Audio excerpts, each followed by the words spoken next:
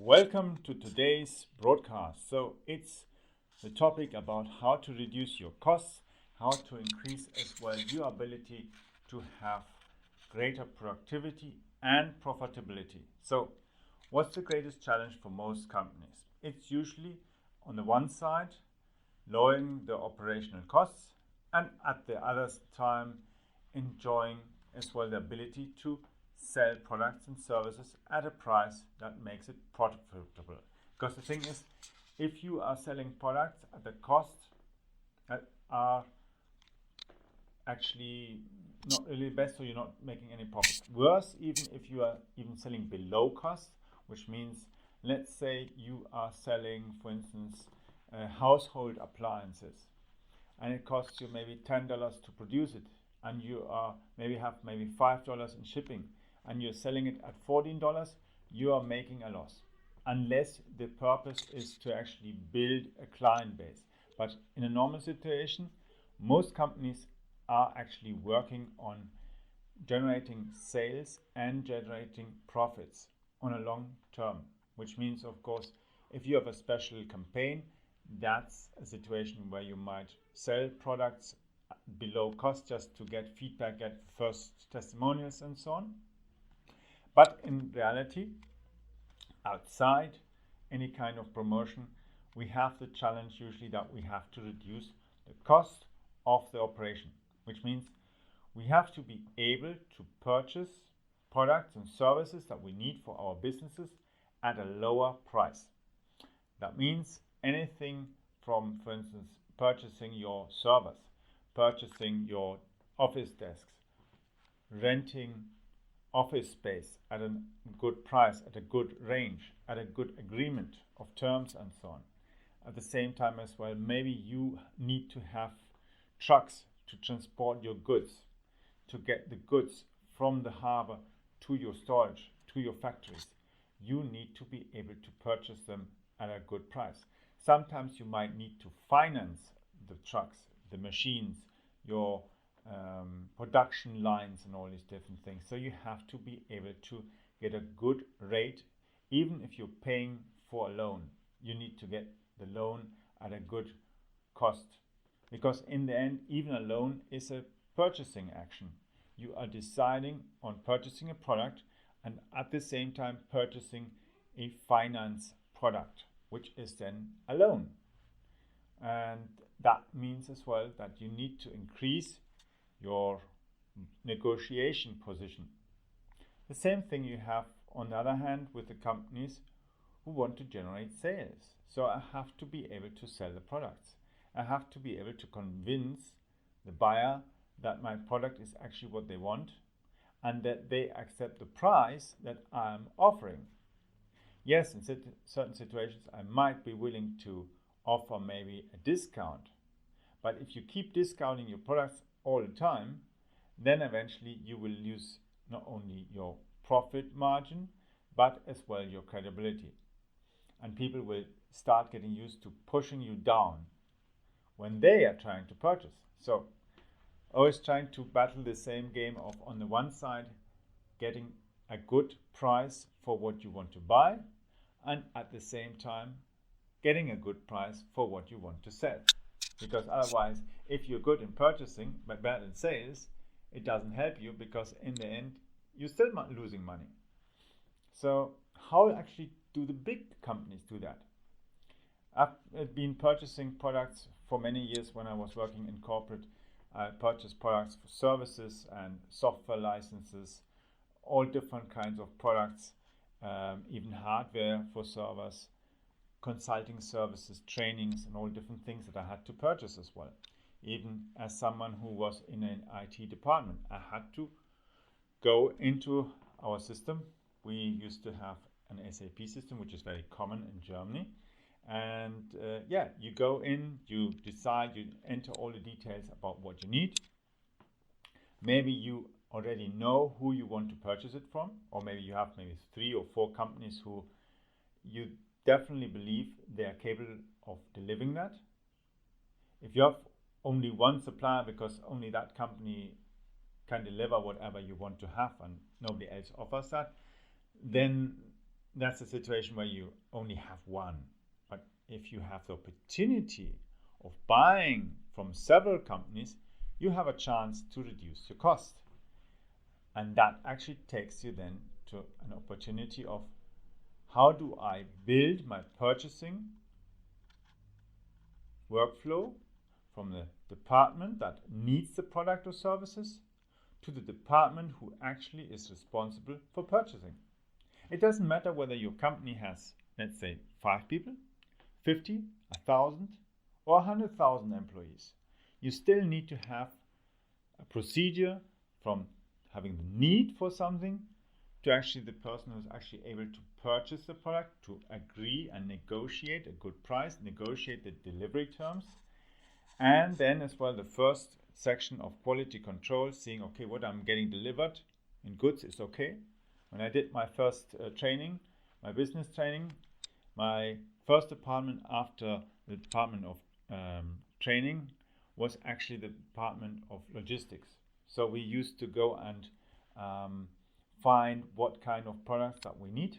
We had a certain kind of products that we always needed, and then we had to go and negotiate with the suppliers, get the orders, and ensure that we're not ordering the wrong amount. Because one of the things that I got taught at that very time from my logistics person was actually, there was one case when somebody once ordered 1 million rubbers to wipe the writing that you've got on a text away. Unfortunately, nobody, even a big company, will need 1 million rubbers to rub away the text. And that makes it really, really then expensive because you've got all the stuff and nobody needs it. The same thing can happen as well even with desks. Let's say you have 50 employees and somebody says, well, I get a special offer and I'll order 100 desks. Well, we don't have 100 employees. Maybe in 2 years. But until then, I have to pay for storage. And in 2 years, the desks are so worn out in the storage. Maybe they get humid and whatever. And they are for throwing away. So I'm already throwing the money away for stuff I shouldn't buy. So finding what kind of level of purchasing as well ahead, because that's one of the things of logistics. You can't have as little stock that suddenly your machines start working. And the same thing as well if you're just a business that actually doesn't have a factory or something, but you are a business that has, you sell maybe goods to somebody. Then you have to have the goods. If the client wants to buy it and he wants to have it tomorrow and you haven't got it on stock, you have a problem. But if you've got stuff on stock that you pay too much to get it and nobody wants to buy it, you're losing money. So it's a challenge between sales and purchasing in that situation. And let's have a look at the thoughts that you should have when we think about purchasing. So I said you need to have a system. So a process, you can call it a system, but look at the big ones. The big companies have an application that manages the entire process. From the person who says, I need this, the person says, okay, I can buy it from here, to the person who says, okay, I allow you to buy it. Because the thing is, of course, at the beginning, somebody agrees and says, okay, we need that, send it to the purchasing department. The purchasing department has to find where can we source it from, at what price, and then somebody else has to go and say, okay, I'm going to agree that we spend that budget. Because before maybe we have an average idea, but if the price is higher or the terms are not the way we really want them, we have to think, are we willing to accept it at that terms, at those prices and so on? Do we have a chance to renegotiate, or does it not make any sense at all to purchase that? And some companies then as well decide to not buy. So that's the core thing that we are going to do in these situations. And the great thing is of having a system. And I mean, not just having a workflow that actually shows you what to do, but actually having an application, a software that helps you know who can you order the products, what do they have usually, at what price, And let's say you have a system where you have maybe 5 suppliers and they all upload the software, into the software all the information, all the products that they have and what's their current prices. And it is much easier for your purchasing department to find what they want, whether they actually have it in stock or maybe what the price is, and then they can, at a very fast situation, either decide straight away to buy from that company or to say, okay, this and this and this company, please send us an offer. Do you, at the moment, the day price today now, what's that? And then you can actually go and order it straight away. That reduces your purchasing time from, let's say, a typical company that doesn't have a software, doesn't have a process, no workflow, no definitions, no standard operating systems and procedures. It takes maybe 4 days, 4 weeks, 4 months to purchase something that maybe costs $1,000, $10,000, $50,000, $200,000. Sometimes they might even think the price is too low, maybe it's not a quality, let's look for something else. And they maybe don't even understand the product, the description and so on. Or they are already at that time on the wrong product. But the key thing is, these companies are wasting a lot of time because they don't have the efficiency, don't know what they're doing, and they're leaving a lot of money on the table that the supplier actually gets. The supplier is good, but actually the company is purchasing, and if that's your company and you are not able to purchase your product in an efficient way and you're wasting as well your internal resources on trying to find the right product, then you've got a big problem. At the same time, your suppliers might become impatient and unwilling to sell to you because they say, you keep wasting my time with requests and you actually don't even know that I don't have that product. Or you already know that it has a 6-month delivery time and I cannot deliver it in 1 month, and you know that. Why do you ask me every month? It just wastes my time, and then eventually they don't want to sell to you. And if you want to avoid that kind of situation, you have to implement a system that is usable.